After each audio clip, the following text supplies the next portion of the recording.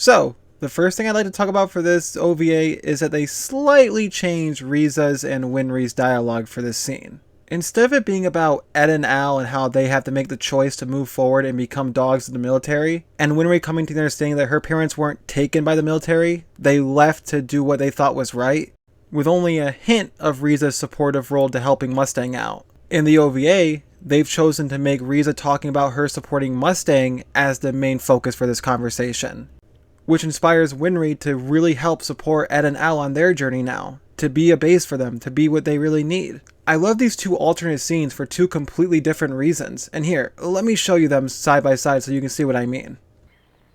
I hate what you soldiers do. Soldiers like you are the reason my mom and dad left during the war, and soldiers are the reason they're dead.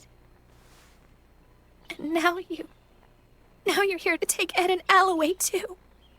If they go, that decision will be theirs, and theirs alone. Yes, it's entirely up to them now. I'm not forcing you. I'm merely offering you the possibility. Whether to move forward or stay still. Will you sit in that chair wallowing in self-pity, or will you stand up and seize the chance the military can give you? It's their choice. Miss Riza, why did you become a soldier? Because there's someone I have to protect. I hate what you soldiers do. Well, to be honest, I don't like everything that we do either. Especially not when we're asked to take the life of another person. Then, why are you a soldier? Because there's someone that I have to protect. But still, it's not like they asked me to join or anything. I made that decision. I'm the only one who pulls the trigger when I take a life. And I'll continue to make that choice until he's done. I'll do whatever it takes to protect him. Do you see what I mean? And while I do think both give Winry's development excellent direction, I gotta be honest, I way more prefer the OVAs.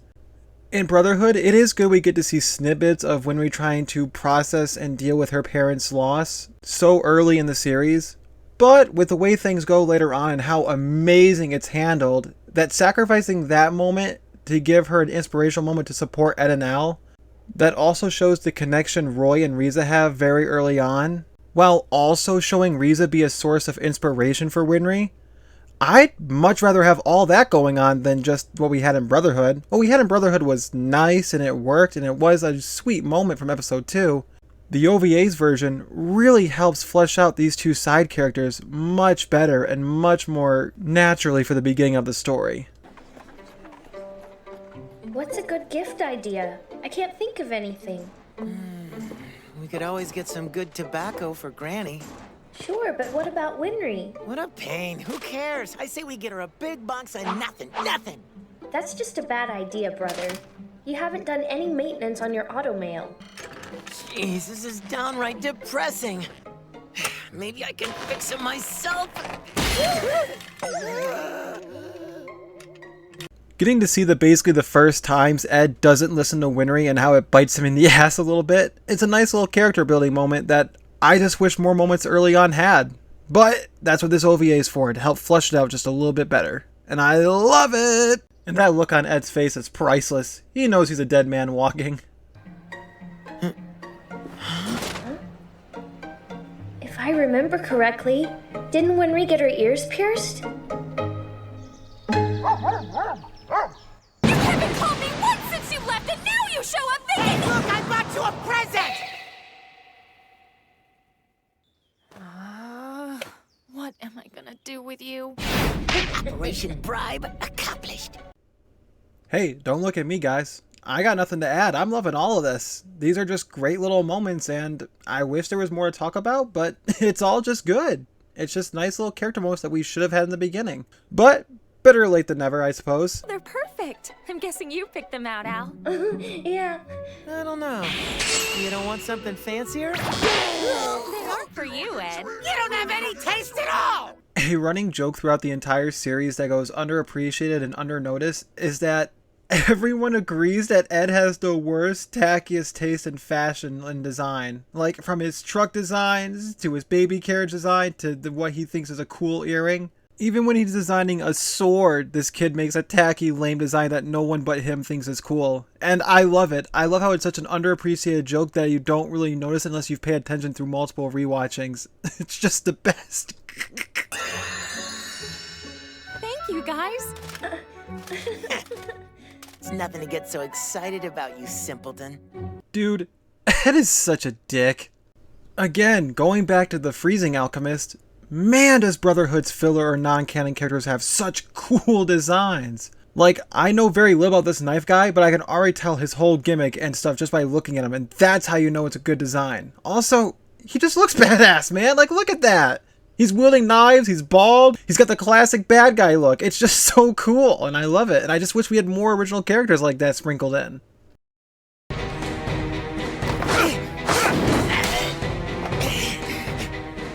You're done for.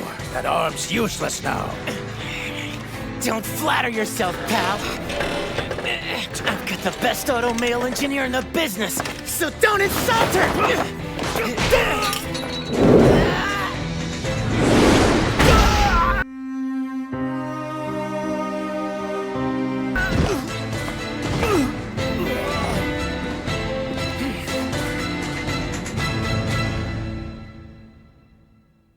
So, my quick thoughts on this fight was, it was pretty cool. It was well choreographed, everything flowed and flowed just so right, just as most Brotherhood fights do. And I love how they kept Alphonse giving a supportive role to Ed's fight. It's not just Ed fighting on his own, it's always Ed and Al when they're together. You know, because they're a team, they're brothers, and I love how they kept it up even in the OVA. Are you alright? No, I'm far from all right, Al. Winry's not gonna be happy when she sees this. Oh, man. What am I... Now that just might save my ass. Welcome home! Good to be back. Ta-da! What do you think? Do they look all right? Hey, you're wearing them! Yep. Hey, Granny, we're home again.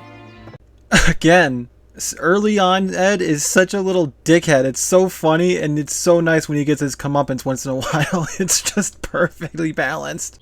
Oh, hey, Winry, I'm in need of a few quick repairs. Repairs, huh? Don't tell me you already broke it! For you. Well, what can you do? I love that little cocky look on Ed's face. Like, you know he kept pulling this trick until it stopped working.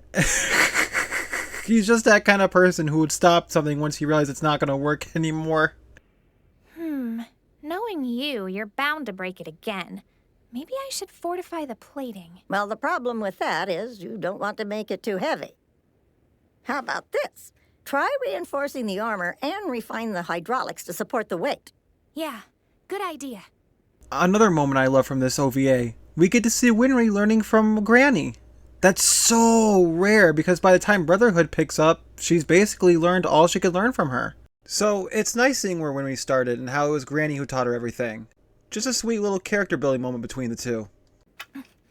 So, what possessed you to get your ears pierced in the first place, Winry? Huh, good question. You're not trying to look sexy. Now, it's funny. In the original anime, I'm not a big fan of the wrench joke, but in this OVA, I think it works pretty well because we've seen Ed be a little shithead the whole time. There's more of a build-up to it. Like, you know, it's like, yeah, he kind of deserved Ed for being a little smartass like the last 5 minutes. So yeah, him getting hit, justified, funny, and deserved. Where in the anime, it's more like, oh, she sees him walking up, wrench right to the head. Maybe it had something to do with that one soldier lady. You mean Second Lieutenant Hawkeye? Winry knows her? Yeah, they met once. On the day I decided to become a state alchemist. Can you even believe these state alchemists? Who would willingly become a dog of the military? I would. If it'll help me get Al's body back, then I would gladly become a dog of the military. Or anything else it takes. Brother. But Ed...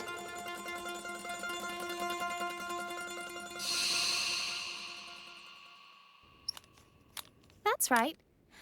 I remember looking at Miss Hawkeye's earrings, and I thought they looked kind of nice. Well, that seems like a rather simple reason.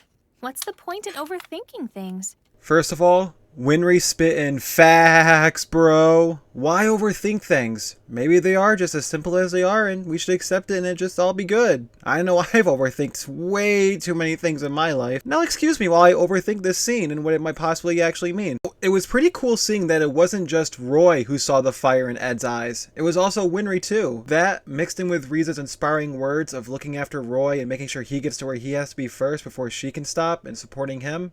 It's again very clear that Winry has been inspired by Riza, at least on a subconscious level with her trying to mimic her style with the earrings, and that's just so nice, seeing the impact all these characters had on each other. Amazing moment. Small, but amazing.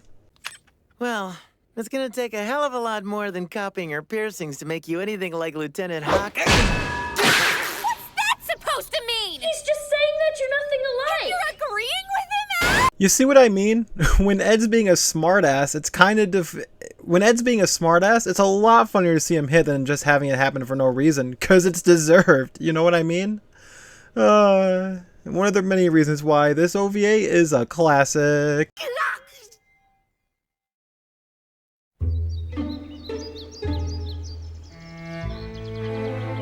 Well, we're heading out. What's with your ear? Did you pierce it again? Mm-hmm. For the pair that you gave me yesterday. 2 holes. Couldn't you just take turns and swap them out? My ears hurt just from looking at you. Huh? But you guys gave me these earrings as a present. What's wrong with wanting to wear them?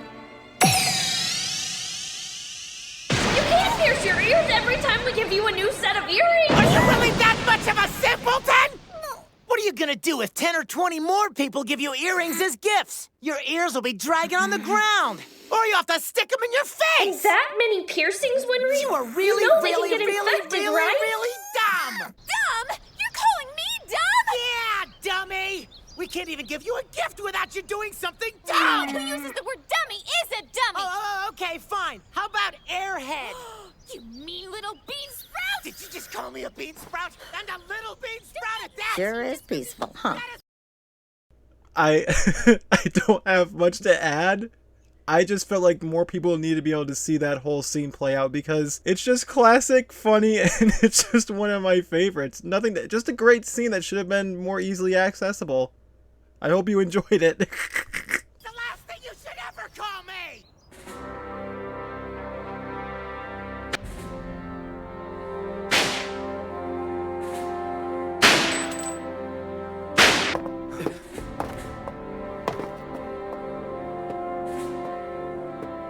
Hey, was that? Yeah, Eye of the Hawk. You know, I'm almost surprised someone as good as her still feels the need to practice. Side note real quick, this is a perfect opportunity to mention the classic argument, raw talent versus hard work.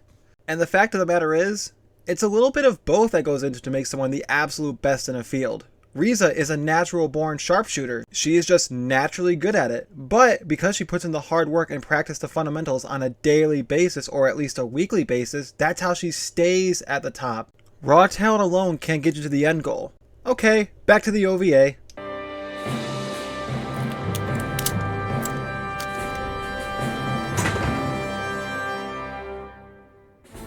Hey, your hair's getting pretty long, huh?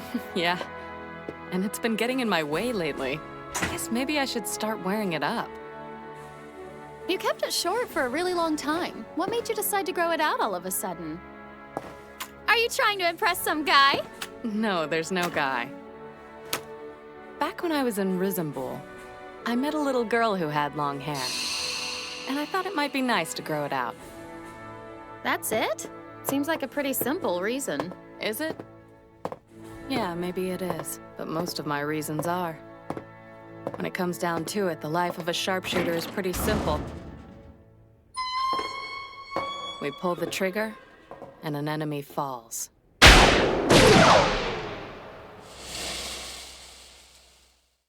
The ending bit with Riza is such a wonderful contrast to the rest of the story. While Winry has been inspired and such by Riza, Riza really has just a simple reason. It's no subconscious meaning, no inspiration. She met Winry, thought the long hair looked nice and she wanted to try it for herself. It's a nice little contrast where someone thinks something is simple but it's deeper than it is, and when things are just as simple as when they are. All in all, I love this OVA. It expands on Winry's character so much, and it gives her so much more likability than the original first episodes of Brotherhood did.